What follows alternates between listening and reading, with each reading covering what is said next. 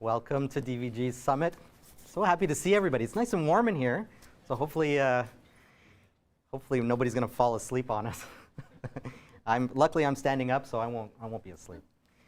Hey, I'm trying out a brand new presentation on this group today. This is my first time giving the presentation. I've been working on it for a while, and I'd be curious to hear your feedback once we're done. I don't know if everybody's seen the title of the presentation, but this is not the type of presentation that I would normally give at a summit like this. I'd usually be talking about technical specifications, talk about equipment, talk about workflows and solutions. We're going to be looking at environmental impact of designing products from the design phase all the way to decommissioning. And I fell into this rabbit hole of studies that have been done in the broadcast industry about how much energy is required for things like cloud-based solutions, for things like direct-to-consumer transmission. And by reading a couple of these articles, I thought, well, this is a whole aspect of the industry that really I personally had never explored, but I thought would be interesting to educate myself on, and also to provide a presentation to SEMTI members as to what manufacturers are doing to be able to help leverage technology to make sure that it's being eco-responsible and also keeping environmental impacts in mind. So I do have some technical specifications that I'll talk about within this presentation, but it's like I said, it's a little bit different than what I'm used to doing, but I'm super curious about it and I'm really passionate about it. It's actually lit up a passion that I didn't realize I had. So I'm going to be talking about that aspect of it. At the same time, I'll just introduce myself. My name is Mike Pomerleau. I am a technical solutions architect for Ross Video. So I do spend my entire day in the technical aspect of all of the products that we build at Ross Video. So I'm more than comfortable to answer any questions that have anything to do with that. And you can come and talk to us down the booth downstairs as well. More than happy to talk about any of the Ross Video solutions. I've been with Ross Video for 6 years now. Before that, I was with Grass Valley and Vision Miranda, so you can go back into the history of that stuff. And I've been in the broadcast industry since 1997.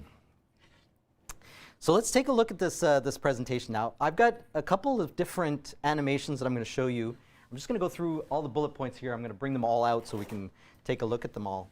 And the article that really got my attention was an article from the Carbon Trust and Carnstone. So it's a group think tank that puts a lot of effort into looking at the industry and looking at where the environmental impacts are. They put out a study 2 years ago that talks about how over-the-top transmission, cloud-based transmission, uses more energy than direct-to-consumer, so over the air. And I thought that was fascinating because in my mind, I always thought, well, no, a cloud-based solution uses less equipment, it uses less technology, and it's more ubiquitous. More people can receive it than somebody who's sitting in front of a television with an antenna. But what the study made us realize is that you can also receive multiple times at the same house. So before, it would have been a television with an antenna. Now it's everybody in the house has their own devices, maybe multiple devices, all receiving different streams from different locations at the same time. And all of those little bits inside of the home actually take up a lot more energy than just the one bit that you had before to be able to receive that signal. So just that study got us into this rabbit hole of being able to look at where are we actually providing value, where are we actually providing a solution to any type of environmental impact when we're designing the product. This is what we were trying to come up with, is how do we design products that help us alleviate whatever is happening with the transmission that we're doing today. Because I think everybody wants cloud-based solutions. Everybody from the consumer, the person that's actually receiving the video signal, to the person that's producing the video signal and audio signal, want to be able to adopt the cloud-based technology. But how do we as manufacturers help that be a lot more eco-responsible? So a lot of manufacturing broadcasters are looking at how can we design products to help with this. And then we also have to worry about the waste management aspect of it as well. So because technology moves so quickly, especially on the consumer side, how do we make sure that our technology that we're providing doesn't just increase the rate of consumer products being thrown into landfills or being recycled. So it's really taking that concept of, we've developed this new transport, we've developed this new method of consuming video and audio that is really cool and everybody enjoys it, but how do we make sure that that doesn't spiral out of control and just cause all kinds of problems at the other end? So that's the introduction to this. So if this isn't something you're interested in, I do apologize, and we can talk about specs and all that other stuff later on. We've got a couple quotes from customers as well. So these are obviously some big customers that you'll notice, and I underlined the important part in here. And a lot of our major customers that are acquiring products have an eco-responsibility statement. Sky has this one saying they want to work with partners to make sure that we support a just transition to a low-carbon world. And that goes from how do we produce the product all the way to how do they destroy the product, how do they recycle it at the end when it's no longer in use. So that's something that we've taken now into consideration anytime we design and produce a product and put it out into the field for support. BBC has a similar type of quote. There's one here from the Walt Disney Company that has the same thing. And some of them are quite demanding on the manufacturer, right? So they're asking us as a manufacturer to do something to help them reduce their scope of emissions, reduce the amount of stuff that they put out into the air. And Bell Media, which is a Canadian company, actually had very tight specifications when it came to producing an RFP. We had to be able to respond to this RFP with how we manufacture, what type of solder do we use, what type of a building, what's our air evacuation. There's a lot of questions that we were never asked before as manufacturers to have to respond to. So we're used to talking about cybersecurity and locking down products, making sure that nothing nefarious happens to them. We weren't used to being asked, are we producing products in a responsible manner when it comes to ethically using power sources and being able to produce the product with a low environmental impact. Now, by doing this presentation, by researching the presentation, I actually found out that a lot of manufacturers have very solid positions on how they're building the product and how they're bringing the product out to market, and Ross Video included, right? So I was surprised and also excited to find that we have a lot of processes that I'm going to show you in just a second that make this something where we can respond back to customers and say, yes, we are eco-responsible, and we design products and manufacture products to make sure that that happens. One of the ways we've done that over the years is with what we call hyperconvergence. And really, hyperconvergence is just bringing a lot of different features into a single platform. We've used this term in the IT world for a long time, and it's really about bringing a lot of different software processes into one platform. And if you need more processes, you just deploy more platforms. It's always the same thing, but you're spinning up different software instances for each of those instances. The classic example is, in the past, we needed to carry around all these devices in our pockets to be able to produce video content. You needed a video camera, you needed a camera, calculator, phone, GPS, and a computer. Today, all of that cool stuff is built into your smartphone, right? So you've got applications to let you do all of that stuff. That's a classic case of hyperconvergence. You've got one device that, depending on what application you fire on that device, is going to do the thing that you need it to do. So it can be your audio recording interface, it can be your camera, it can be your phone, it can be your email interface. All of that stuff is pulled into the same device. We have the same concept in the broadcast industry. So in the broadcast industry, if I'm looking at a more traditional infrastructure, I'm looking at a video router, a graphics processor, an audio mixer, some type of conversion, and a video switcher. We have the ability to merge all of those different devices together into a single platform, and then based on how you populate the platform with software, licenses, and hardware, you can achieve all of those same traditional device workflows with one box. Right? So it's giving you the ability to bring it all into one spot. This, it's like I said, it's software enabled, it's license enabled, it's physical hardware card enabled based on the configuration that you've put in there. But the concept is pretty simple. You go from separate boxes that take up lots of room that require lots of power, and you put it into a single device, and depending on how you populate that device, it'll give you all the same functionality that you had before. Now, to be able to build a product like that, we have to go through a sustainability life cycle. So from the design to the production to the use to the recycling, you have to think of the life cycle of the entire product. And there's a couple things that you had to keep in mind when you're designing a product that's hyperconverged. You'd think it would be as simple as just saying, well, I want one box that does everything, right? And that would be the catalyst to being able to do it. But the reality is, if you're thinking about it from a design aspect, you have to actually think about it from the bottom up and from the top down, all at the same time. So here's a chart that I'm showing you about sustainability. And what is the bullet points here, what it's trying to show you is the earlier you think about a product having an environmental impact, the better you can design it to be able to achieve the goal that you want. And I'll use the example of power consumption, just for example. Now, if I say that I'm going to design a product that does everything, right? So one box, depending on how you load it, it's going to do anything you want. I need to start with, well, how much power do I want to associate to this device? If I think of it in watts and I say, I want this box to be 1,000 watts, no more than 1,000 watts. Well, if I start with that as a beginning point, then I can say, okay, well, I know it's going to take 1,000 watts. How much stuff can I put in there at 1,000 watts? So I'm going to start up at the top of that chart. It's got 1,000 watts.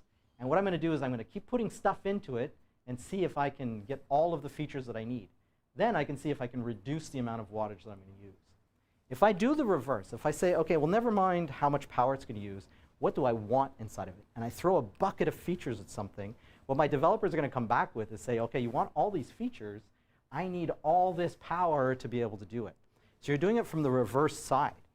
And we all know how engineering works, is the more stuff you want, the more power, the more size, the more cost, the more everything it's going to require. And that's kind of normal. We're used to seeing that. So the answer to this isn't, I need to start with very strict specifications of what frame size or what power supply I want to use. And it's not, I need to start with a bucket of features that I want to use. It's, I have to start in the middle and work my way back both sides. So we've learned that on the product design side, is that I can't come up with a waterfall solution and say, I need all these features, you guys figure out how to get it to work. Nor can I come and say, I need a one rack unit device that takes 50 watts, but I need and you guys figure out how many features I can put inside of it. It really is in the middle. And then what we have to prioritize in that case is the environmental aspect of it. Is how big is it? How much power does it require? How sustainable is that frame to produce? Do I need to source exotic materials that are only available from certain locations? Or can I find something more local? So the design aspect isn't just how many features or how many inputs and outputs do I want. It really is how difficult is it to fabricate, how difficult is it to recycle, how much power is it going to require. So actually, you think about a lot more things than just the technical aspect of what the end result is going to be. So the point of this slide is that if you wait to fix your product at the very end to make it more environmentally sustainable, the late decisions are actually going to cause you a lot more problems to try and reduce the power consumptions later on than if you do it early. And we've learned this organically over years by developing products, is that if we have that aspect in mind when we begin, and it was usually weight, size, were the two mitigating factors. Customer has a mobile truck, they can't put a lot of weight inside it, they've only got so much room, let's design a product that fits 2 rack units and doesn't weigh a lot. How much can we stuff inside of that frame? We've been doing that for years, right? Because the market's asked us to do it. But now if we think about it from a much longer perspective of how do we recycle this product at the end, how do we manufacture it, it actually says, you know, early decisions cost us a lot less than if we do those decisions later on in the product cycle. So it's a lot easier for us to do this up front. So in the past, 20 years ago when we were designing products, we were thinking about, okay, I need all these features, and then the frame size, the sound, the power, it didn't matter. None of that stuff mattered because you had racks and racks of room and you had all the power you needed and all the air conditioning you needed. That's not true today anymore. So when we're doing a waterfall design today and thinking about all the things that I need in this bucket, it starts with, well, it can't be any bigger than 4 RU, or it can't be any deeper than 12 inches, or it can't use more than 1,200 watts of power. those are actually main specifications now that we would have never thought of before. It was always the reverse. It was always, I need all these features, make it happen, however big, however powerful it is, it's not going to matter. So that's a real paradigm shift in the way that products are designed. And it's not just because of the environmental aspect, it's also because of your environment aspect, right? So what is allowing us to do this? It's really microprocessor technology. So this is something that we've seen over the past few years, is you've got lots of products that are coming out that have FPGAs or microprocessors built into it. They've become cheaper, they've become much more powerful, they use less power, they are smaller, they're more compact than they were before. They dissipate less heat than they did in the past. All of these things have helped us to design products that have more features, that are smaller, that need less cooling, and that require less power. So FPGA design is what's helped us make this possible. FPGA's design has also gotten us to locations where we would have never been before, like cloud transmission. An FPGA just allows me to run software on a chip, right? That software can also run on a server. So the same software I make for my chip, I can put it onto a server. It can run as a software platform. Well, that's helped us get into cloud-type applications. So if you look at this here, it's CPU versus GPU versus cloud versus FPGA. There's a lot of information inside of here, and there's a couple articles that were published by the Iowa State University that said that when they went from a CPU-based on-prem server farm to a cloud-based server farm, they reduced their energy requirement by 92% by doing that. Now, they reduced their energy requirement because they're no longer hosting their own servers, but that 92% didn't just disappear, right? Somebody is hosting those servers, somebody. And their study is actually, it's interesting, is the 92% is how much of they've separated their power into two different categories. Clean power, so solar, wind, hydroelectric, and dirty power, right, which is coal or oil. So they said that 92% of their dirty power was reduced by doing this transmission. So the number itself is amazing. 92% is amazing, but you got to take it with a little bit of a grain of salt. That's the salt shaker that's in there. It's like, yeah, okay, I get it, but that energy savings for you was just passed on to somebody else at some point. But there were studies that were done by Microsoft that did say in their own server farms that by using different cooling methods, by using alternative powers, the clean power, they were actually able to reduce the amount of power that they were using for server farms by up to 93%. So the numbers are similar, it's just on a different scale. But FPGA technology has allowed us to do that. So CPUs and GPUs that have become more powerful, that require less room, less cooling, give us all of these advantages. So there's a couple articles that were here that said that I was looking into FPGAs and looking into, well, who are the chip manufacturers that everybody's using? And there's really not that many. If you go into the trade show floor downstairs and open up everybody's lid to what they're doing with processing, you're really going to find a couple chips. There's not many people that are doing these types of FPGAs for video and audio processing, right? And really, there's Xilinx, which is a big one, and Altera, which were the two big ones that were acquired by major corporations to be able to, leverage the technology inside of their own platforms, including Amazon that bought Xilinx, right? So when you start looking into these chips that broadcast manufacturers are using to do your frame synchronizers and your audio processor and that kind of stuff, you realize they're being bought out by cloud providers, right? So it's not just the fact that the FPGAs become smaller and more powerful. It's also the fact that these same devices are being used for cloud compute. They're being used for graphics compute in the cloud. So it's important that the technology continues to evolve, obviously, so that we can leverage new products and new features from it, but also being able to keep the power consumption down to a bare minimum, and also getting to the cooling aspect as well to make sure that stays in line. So what does this actually give us? So here's a slide that we put together to say, okay, well, what does this do for me? Why do I care that FPGAs are smaller and being bought out by cloud suppliers? Well, consolidation integration means I have less boxes, right? It's all in one box. My switcher, my router, my audio processor, it's all in one 5-rack unit box. Well, I have less boxes, less space. I have less power cords, which is an important part, right? So if you go into the back of your racks and you count the amount of power connectors that you have on your racks today versus what was there 10, 15, 20 years ago, there's a lot less equipment using a lot less power than ever before. But we're still making that better. So you can count the amount of power cords and how much that's gone down. Also, interconnections. So cables going between boxes, that's also been reduced. Sometimes it's been compressed, right? It's been, you're using one cable instead of 12 to go between the two boxes. But that's still an important aspect of it. The products are smaller and lighter, less infrastructure required to install it, less raw materials to build and install. All that is true. Nobody's going to refute that. The downside to this is your software has become much more complex. So in the past, you had hardware complexity. It was difficult to figure out the serial connection between this and that. It was difficult to figure out how that device worked with this device. Now it's complicated to figure out how the software works to integrate all that stuff together. So you've gone from a physical complexity to a logical complexity. But the logical complexity is software, which means it uses a lot less power than your physical complexity used before.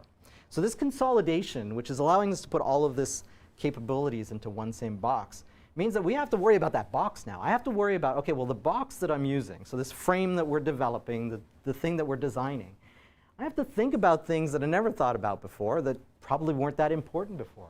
I have to focus on material reclaiming. I have to worry about how this is going to be recycled afterwards. So once it's decommissioned after in service for 10 to 20 years, how complicated is that going to be to decommission and to recycle afterwards? When I'm designing the product now, I have to think about how am I going to design the product so that it uses the least amount of parts, the least amount of non-recyclable parts as possible. So here's an example of something we've been doing for years. So our frames always had some type of a plastic guide that you could slide a card on. Nice, low friction plastic slide.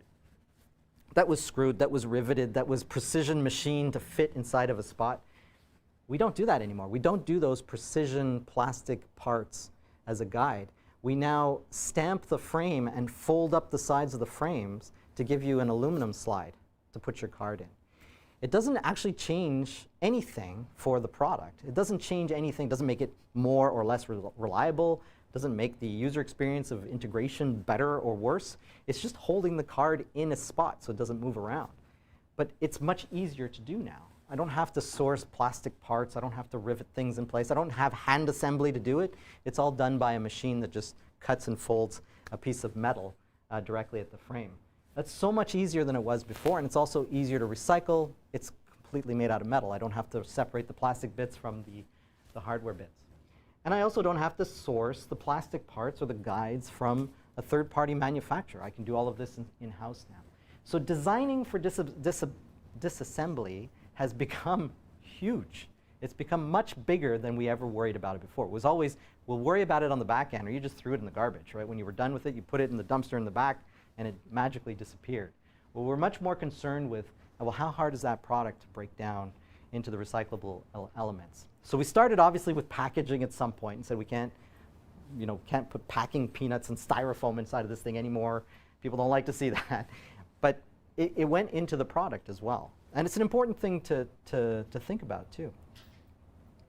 Now one of the drivers inside of this is being able to say that not only is your product eco-responsible, but we can also completely recycle it once it's done, right? And there's different categories of products. When you look at consumer-based products, there's different categories of the ability to recycle the product. And those come in different scopes. So there's 13 different levels of recyclability that's available for manufacturers to build their products inside of. We were aiming for scope number 3. And scope number 3 is really, it's the middle point between your product is responsible to create, and it's also responsible to, I say responsible, it's ecologically viable to recycle. So not only creation, but also on the recycling side. And everything in between is all the cool stuff we do with software while you're using the product on air, right? So we wanted to be able to use less packaging. We also wanted to make sure that your device was completely recyclable at the end. This is extremely hard to do, by the way, because you're thinking about things and you're trying to source things that none of our engineers were ever used to doing before, right? And it's not something that the broadcast industry or manufacturers in the broadcast industry were ever had to do in the past. Now it's much more important for us. So what we're trying to do is we're trying to build broadcast equipment that doesn't fail, but it expires, which I think is a really cool quote, the David Ross quote. And the fact that it expires, I think, is important, because obviously you don't want your broadcast equipment to fail. Doesn't matter who you buy it from, you don't want it to break, and you want to be able to repair it, you want to be able to upgrade it, you want to be able to use it for its full life cycle. When we say we want it to expire, what we mean is the technology is no longer viable for you to use on air anymore. The format doesn't exist anymore. The transmission type doesn't exist anymore. You're just not using it.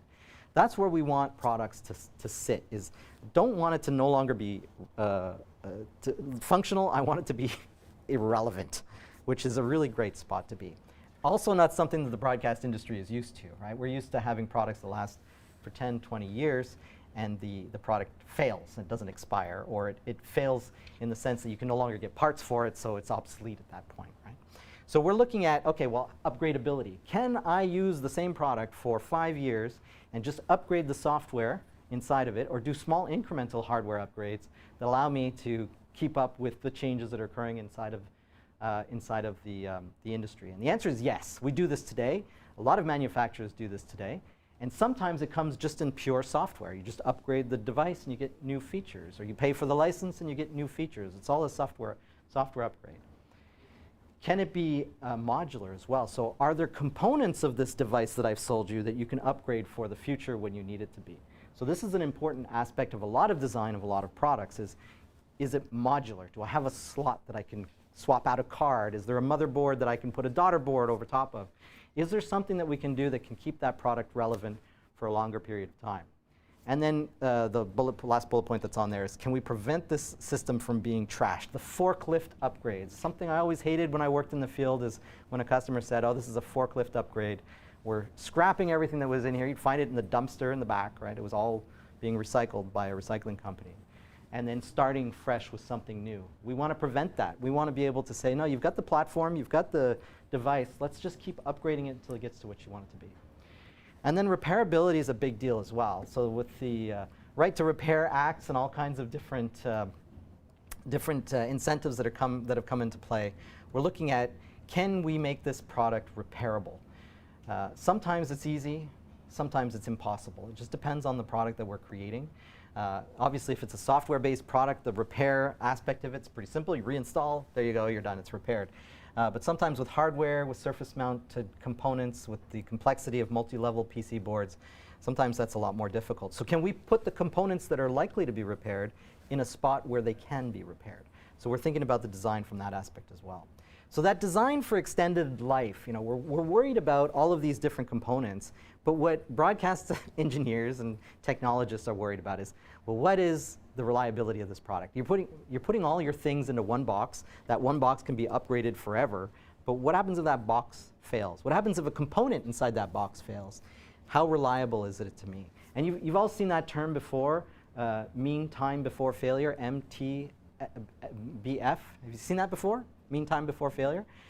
As product engineers, we think about that all the time. It's a super important number for us because we want to make sure that a product, when it goes out into the market, is not going to fail within the first week of use, right? You get warranties, you get support, but as a manufacturer of a product, we don't want that thing to fail before a specific time. Like that time can be extended to 5 to 10 years. And depending on the manufacturer that you're dealing with, sometimes we aim for 10 years. We don't aim for whenever your warranty's expired, which would be, you know, what most people would think is, oh, you know, once the year is done, all my parts start to fail. That's not the goal. The goal is to extend that out further so you can continue to buy new software and you can continue to put new products inside of that platform, right? So that makes sense for us. So making all of these things occur, you know, to think about just the design of the product itself is only one aspect. Like once we've designed the product, we have to build it, right? We have to think about, okay, how are we going to put it all together? So packaging and distribution is an important one, the type of cardboard that we source, the carbon friendliness of whatever it is we're putting inside of your packaging. And you've seen that with a lot of manufacturers over the years. You used to have everything stuffed with styrofoam. The styrofoam has now gone down to the minimal. A lot of it is compressible cardboard now because that's easily recyclable. You've seen that in a lot of the devices that you've purchased. The user guides are no longer printed out for you inside of the box, and that's not just cost cutting. That's a lot of paper that we never read anyways, and nobody ever looked at. So it's something that you put away with, and you put in a quick start sheet instead. Or maybe you print the quick start sheet on the box so that you can now put that together. So there's all kinds of ideas on how we can make the packaging more responsible than we ever did before. And at Ross Video, we even look at our supplier. Okay, the person supplying us with the cardboard, how are they building that cardboard? Is it a hydroelectric facility? When they're turning their trees into pulp, how are they doing that? And we have a whole department that looks at sourcing responsible and eco-responsible suppliers for all kinds of things that I would have never thought of as building a video production switcher. I'm never thinking about that stuff. But it's somebody's looking into it, and we're making sure that those things occur. So obviously, fewer boxes, all that stuff, it seems like it's a no-brainer that we would want to do all of that, but it's something we have to keep in mind. We also have to think about our manufacturing facility as well. So Ross Video builds all their products inside of a single facility in Iroquois, Ontario that's been upgraded. It's been expanded over the past 40 years, right? It's gone from a very small location to quite a large location. And this last expansion that we did took things into consideration that the previous expansions never did, like what kind of heat are going to use? It used to be a gas-fired heater with tubes all over the place. Now we've got heat pumps. We've got thermal energy that's coming from the ground. We have a full array of solar panels on the roof. And it's not only about saving money, because as a Canadian company, we're subsidized by a Canadian government to buy hydroelectric power, which is cheap. Hydroelectric power is extremely cheap for me as a user at home, but even better for a manufacturer that's employing people in a small village in Ontario, right? The discounts are incredible.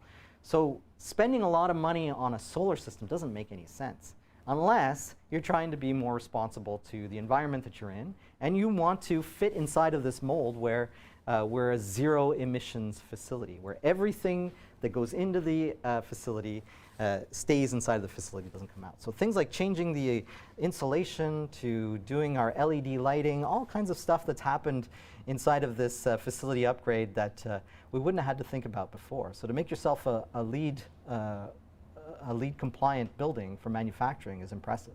So it's not just the solder we use that's lead free now, or the way that we evacuate the fumes from the solder, the pick and place machines and the solder flow machines. It's also about the building that we've put together to make that occur. So the being able to build it is an important aspect of it. Make sure you got all the right components. But we also have to think about, okay, now that we deliver it to you, how easy is it to install? What kind of software are you going to use on it? So we're still thinking about all these processes throughout. But once we've fulfilled the manufacturing obligation of building the product and ship it to you, as engineers, we're thinking about mean time between failures. There's a couple myths, and there's a couple things that we're looking at. And I'm going to give you some inside view. If you've never worked for a manufacturer before of broadcast equipment, I'm going to give you the inside view of what we look at for mean time before failure. And a show of hands here, what do you think fails the most on any broadcast piece of equipment? Just what do you think? Call it power supplies. Power supplies, power supplies. Those are the things we change out the most, right? Would it surprise you to tell you that I ship more replacement fans than power supplies to customers? Right? Now, I'll be honest with you. I put way more fans into a product than power supplies, right? So here's something that blew my mind when I started learning about this. When we talk about mean time between failure, I'm not looking at a single device lasting 10,000 hours. I'm looking at multiple devices lasting 1,000 hours, right? So if I have one power supply that lasts 10 years, that's great. That's a 10,000-hour power supply. If I have 1,000 power supplies that also last 100 hours, that's the same number to me. That's the same number, and that's actually how we test it. So fans are number one. Fans are number one. Power supplies are number two. Connectors are number three, and then batteries. Oh my God, those CMOS batteries. When they fail, you have to replace them because you get alarms and logs don't work anymore. And this is across the board on all manufacturers. Those little RAM batteries that we use so that when you're not using the device, it keeps all the cross points. Those are the things that fail. These are what fail. This is what fails on broadcast equipment. It's not cross-point boards. It's not I/O boards. Those do fail, but it's not nearly to the same quantity as these very simple components. And you know what's funny is Ross Video doesn't build any of those things. Those are all OEM. Those are all third-party supplied from somebody else. We don't build our own fans, right? We buy them from somebody else. We don't build batteries. We don't build power supplies. Well, we do build power supplies now, but components inside the power supplies are still sourced externally. So these are the things that the engineering department are looking for when it comes to devices that fail, right? So specific components that fail. Now, we also look at the mean time between failures. So this is, we give you a number, right? So if you've ever put out an RFP and you've asked, what's your mean time between failure for a power supply? We'll give you a number, and those numbers will be impressive. Now, there's something that I didn't understand when I started getting into this years ago, is that when somebody says that a device lasts 10,000 hours, they didn't test it for 10,000 hours. They didn't take a fan, run it for 10,000 hours, and say, oh, at 10,001 hours it failed, so it's a 10,000-hour device. They don't do that. They do 1,000 fans for 1,000 hours, and they say that's 1,000,000 hours combined, everything together. They do it in parallel. It's not serial. It's in parallel. So the 1,000 fans at 1,000 hours gives you 1,000,000 hours, which is awesome. And then they look at those 1,000 fans and they say, okay, well, at the end of the 1,000 hours, it's like 6 weeks, right? At the end of the 1,000 hours, how many of them failed? Well, let's say there was 12 of those 1,000 fans that failed.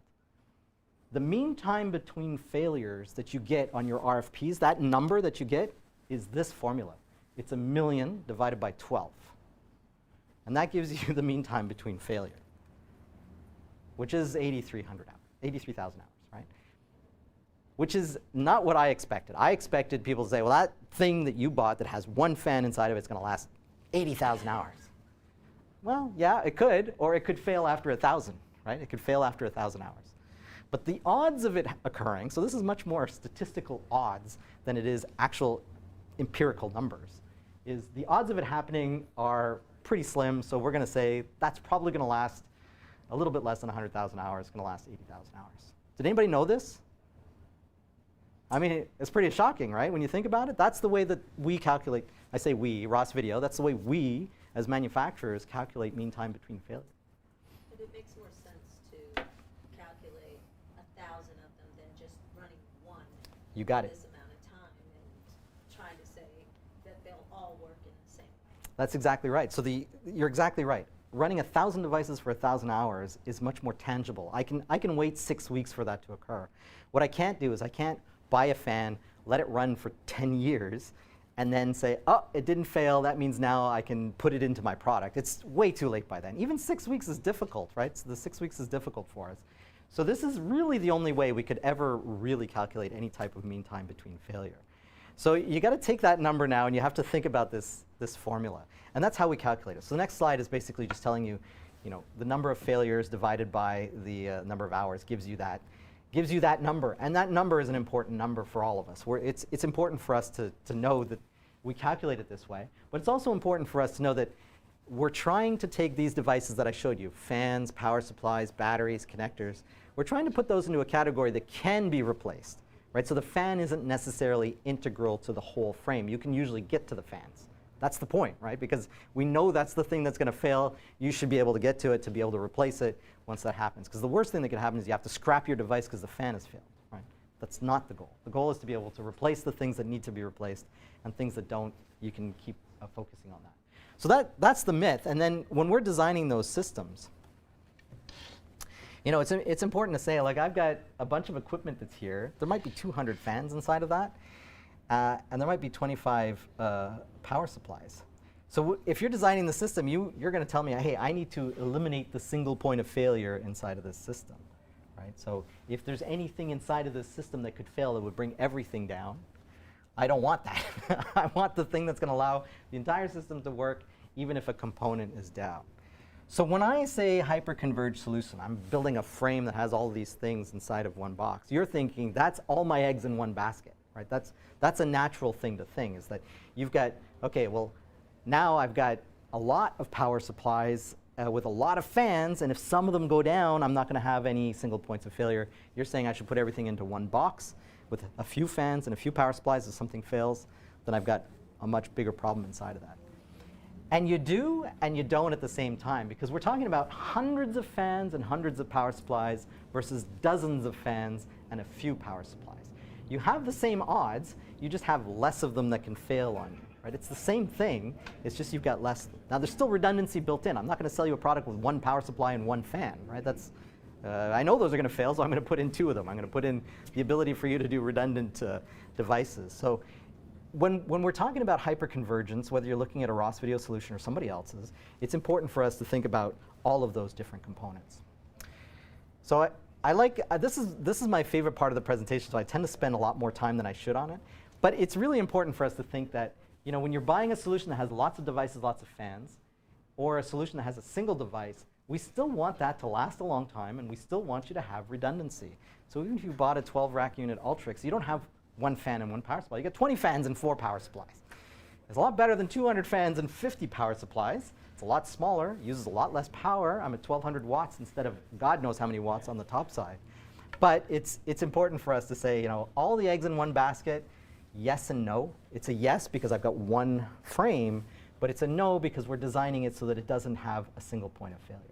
And I could take that deeper. I could take it deeper into the software redundancies that are put in place, the processes that are independent of each other, so you could run half the thing without the other part.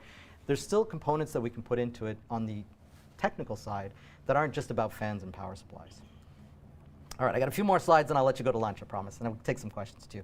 So energy efficiency, like more boxes, more energy, less boxes, less energy. As long as you're designing the product properly, right? Because I could easily design a single frame box that takes 7,000 watts, right? That's possible for us to do. We've done it before. Switch manufacturers do it all the time. You can easily build a little box that takes a lot of power, that uses a lot of energy.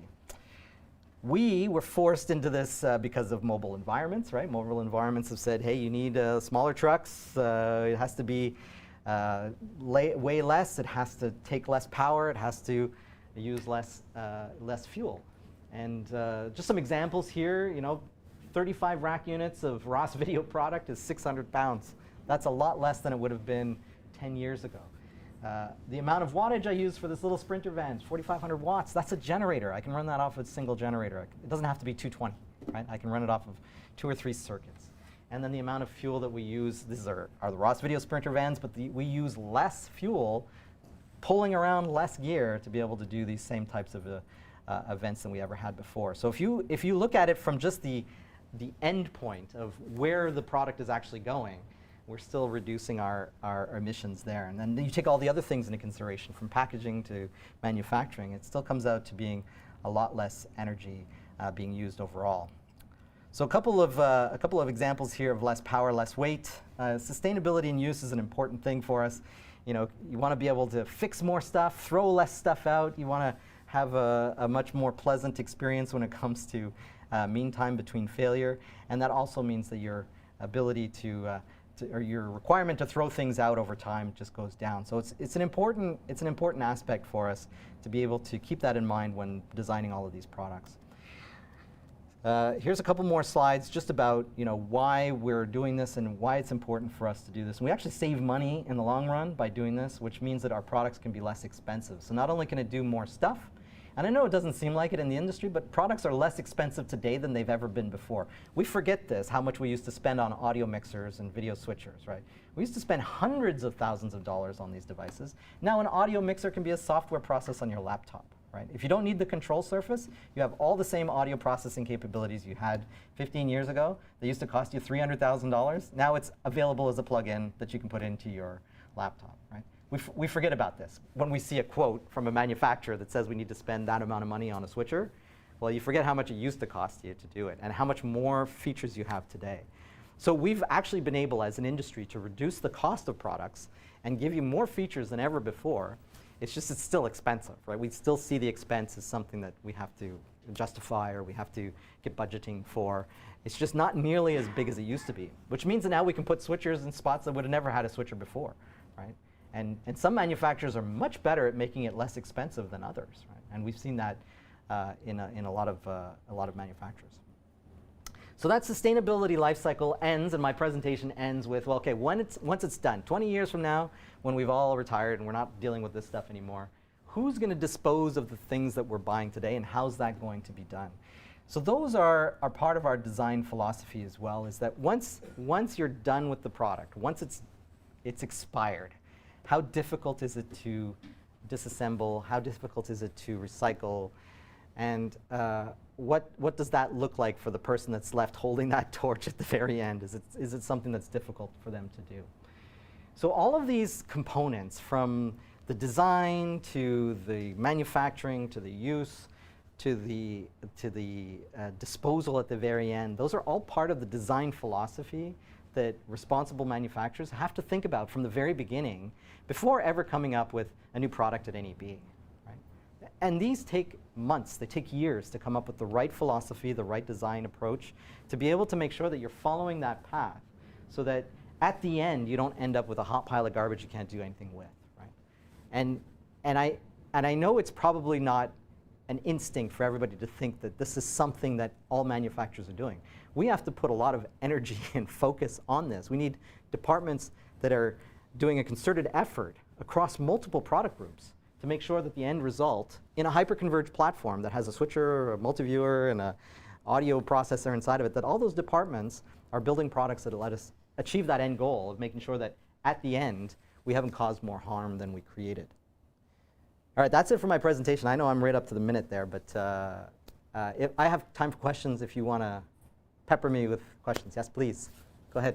So you were talking about taking into consideration what materials you use for disposal purposes. Yeah. And earlier you said something about using metal panels versus plastic cards, and you used aluminum as an example. Do you all consider using like a higher grade of metal as opposed to aluminum?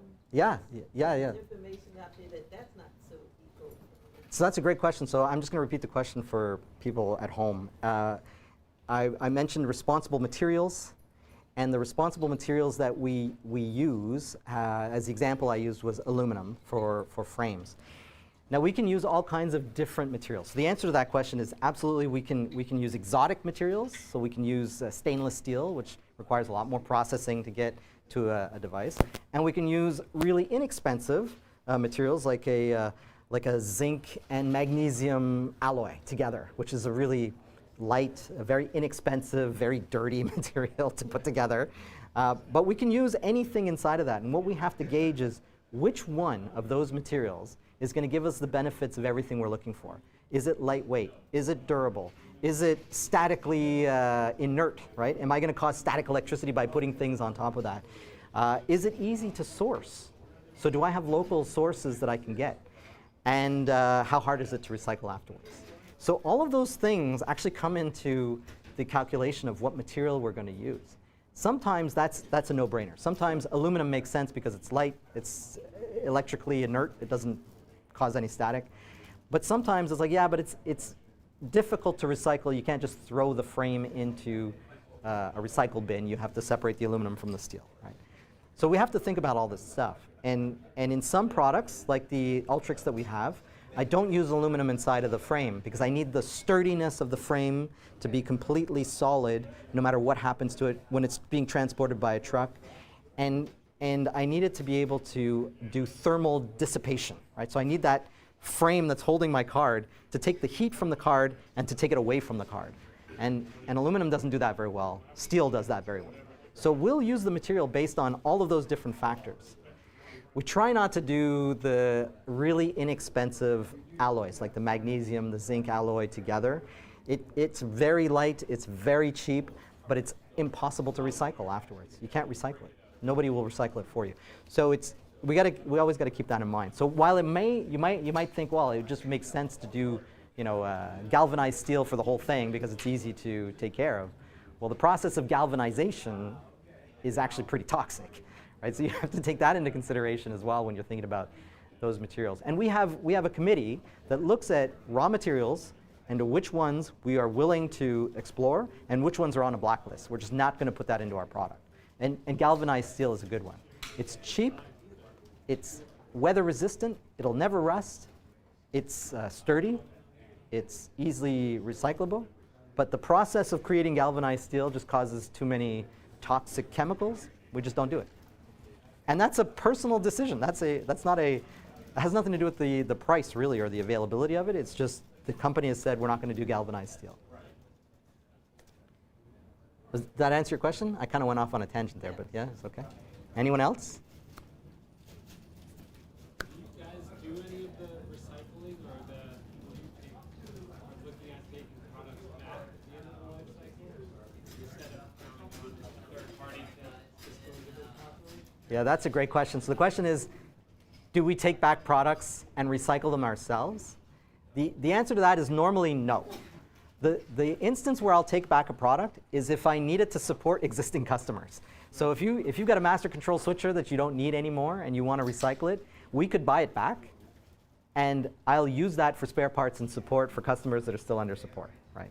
And most manufacturers will give you that same answer. Most don't have buyback programs unless they can leverage that device somewhere else. I won't resell it to somebody else, but I'll use it in my support stock, especially if I'm low on that support stock, right? So if we know that we don't have any left, absolutely we'll take that back. But when we're talking about the design philosophy of dispose, remember, I want your product to expire. I don't want it to fail. I want it to expire. And once it's expired, it's only good for raw materials at that point. So at that point, we wouldn't take it back to recycle it because you could just recycle it yourself, right? So that would be the answer to that question is, if I need it for support, I'll take it back. But typically, buyback products aren't used to disassemble products and send them to different recycling facilities. We want that to be a one-stop shop for the customer. Yeah. Anyone else? Questions? Well, I really appreciate everybody sticking around. Thanks for listening to my presentation. I was glad to dust it off and to use it on you. It's time for lunch. Thanks. Yeah.